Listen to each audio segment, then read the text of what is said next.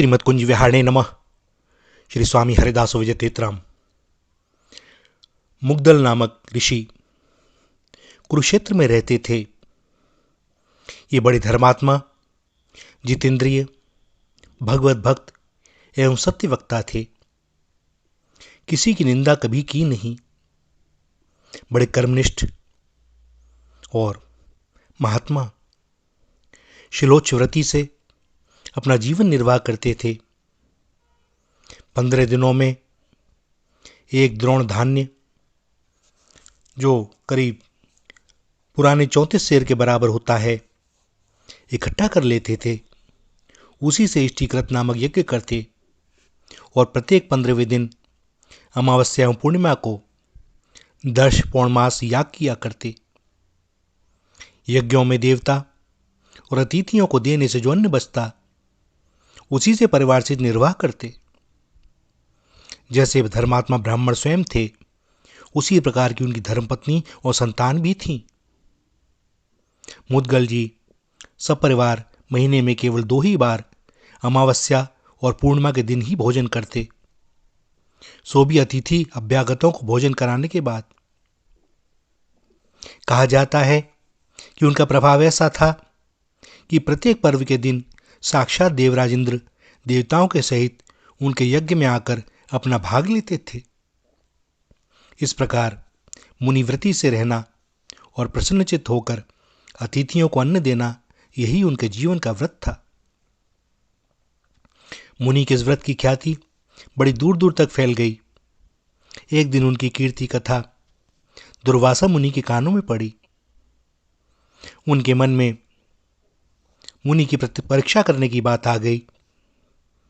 दुर्वासा महाराज जहां तहां व्रतशील उत्तम पुरुषों को व्रत में पक्का करने के लिए ही क्रोधित वेश में घूमा करते हैं।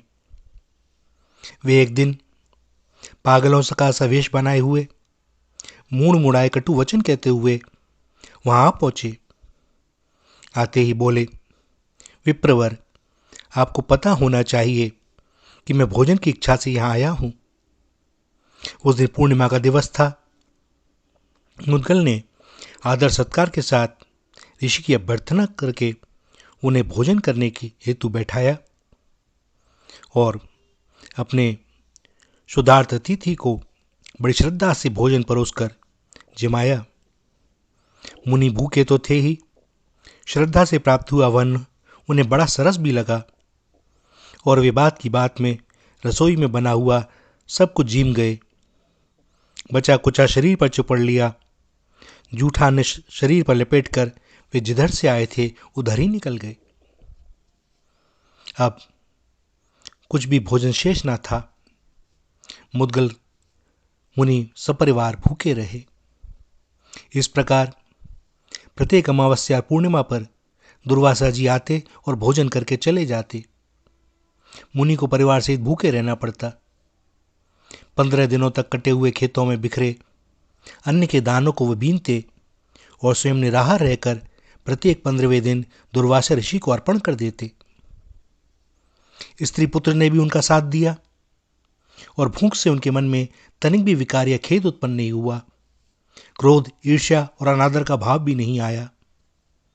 वे ज्यों के त्यों शांत बने रहे। इसी प्रकार महर्षि दुर्वासा लगातार 6 माह तक प्रत्येक अमावस्या और पूर्णिमा को आते रहे।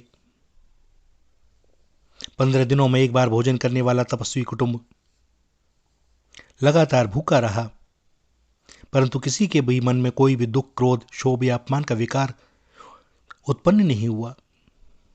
दुर्वासा जी ने हर बार उनके चित्त को वैसा ही शांत और निर्मल पाया और फिर दुर्वासा जी इनके धैर्य को देखकर अत्यंत प्रसन्न हुए। उन्होंने मुनि मुदगल से कहा, हे मुने, इस संसार में तुम्हारे समान दाता कोई नहीं है। ईर्ष्या तो तुमको छू तक नहीं गई है। यह भूख बड़े बड़े लोगों के धार्मिक विचारों को डिगा देती है, धैर्य को हर लेती है। जीभ तो रसना ही ठहरी, वह तो सदा रस का स्वाद लेने वाली है। और मन इतना चंचल है कि इसको वश में करना अत्यंत कठिन जान पड़ता है। मन और इंद्रियों को काबू में रखकर भूख का कष्ट उठाते हुए परिश्रम से प्राप्त किए हुए धन को शुद्ध हृदय से दान करना अत्यंत कठिन होता है। देवता भी तुम्हारे दान की महिमा गा गा कर उसकी सर्वत्र घोषणा करेंगे। महर्षि दुर्वासा यूं कह ही रहे थे कि देवदूत विमान लेकर मुद्गल मुनि के पास आए। देवदूत ने कहा, देव, आप महान पुण्यवान हैं, आप सशरीर स्वर्ग पधारें। देवदूत की बात सुनकर महर्षि ने उनसे कहा, देवदूत, सत्पुरुषों में 7 पग एक साथ चलने से भी मित्रता हो जाती है।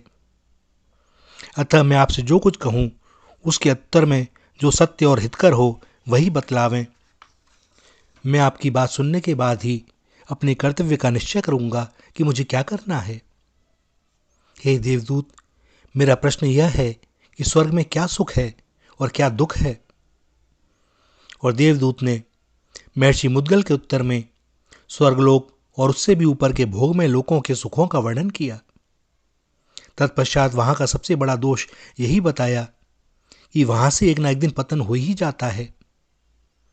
ब्रह्मलोक पर्यंत सभी लोगों में पतन का भय जीव को सदा बना ही रहता है।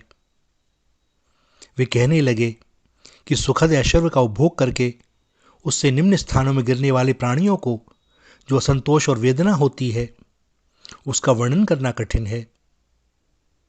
यह सुनकर महर्षि मुद्गल ने देवदूत को बड़ी श्रद्धापूर्वक नमस्कार किया और उन्हें अत्यंत प्रेम से यह कहकर लौटा दिया कि यत्र गत्वा न शोचंती न व्यथंती चरंती वा तदहम स्थानमत्यंतम मार्गिष्यामि केवलम। हे देवदूत, मैं तो उस विनाश रहित परम धाम को ही प्राप्त करूंगा जिसे प्राप्त कर लेने के बाद शोक, व्यथा, दुखों की आत्यंतिक निवृत्ति और परमानंद की प्राप्ति हो जाती है।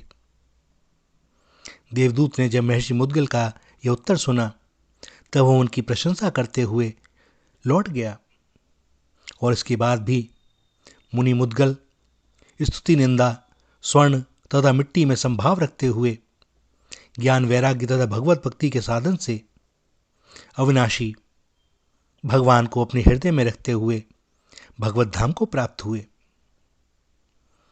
सो भैया, जब भजन साधना करते हैं तो बहुत सी बातें ऐसी होती हैं जो वास्तव में हमारी परीक्षा ही होती हैं। भैया, शुद्ध से मिलना है तो शुद्ध तो होना ही पड़ेगा और शुद्धता ही तो परीक्षा होगी। शुद्ध स्वर्ण को ही तो शुद्ध स्वर्ण के साथ रखा जा सकता है। सो भगवान भी देख लेते हैं कि यह पाना क्या चाहता है। क्या तपस्या, साधन, भजन के बाद भी यह लौकिक सुखों को ही चाहता है? कुछ ऐसा दिया जाए जिसकी इसने कल्पना न की हो, अपने साधन के बल पर प्राप्त न कर सकता हो। देखें, लेता है कि ठुकराता है। और भैया, जो सब कुछ ठुकरा देता है वह फिर उनका हो जाता है और जो उनका हो जाता है फिर उसका सब कुछ हो जाता है। यह बड़ा ही गुप्त सूत्र है, बहुत कम लोग समझ पाते हैं क्योंकि हम लोग तो बड़े जल्दी फिसलने वाले हैं। जरा सा लोभ, लालच और हमें लगे कि अरे यह तो बाद में भी कर लेंगे, पहले से भोग लें। भैया, बार बार यही तो हम करते आए हैं, जन्म जन्मांतरों से, कल्प कल्पांतरों से। अब तो चेतें, निश्चय करें कि पाना क्या है। और जब यह निश्चय एक दृढ़ इच्छा शक्ति के साथ चित्त में विराजमान हो जाएगा तो भैया फिर यह जगत यहां रहते हुए भी इसमें कोई आसक्ति ना हो सकेगी, क्योंकि मन और चित्त तो रम गया एक उन्हीं के श्री चरणों में। और जो उनका हो गया सब उसके हो जाते हैं, वह सबका हो जाता है। और सबका होते हुए भी वह केवल उन्हीं का रहता है। श्री राधा, श्री राधा, श्री राधा।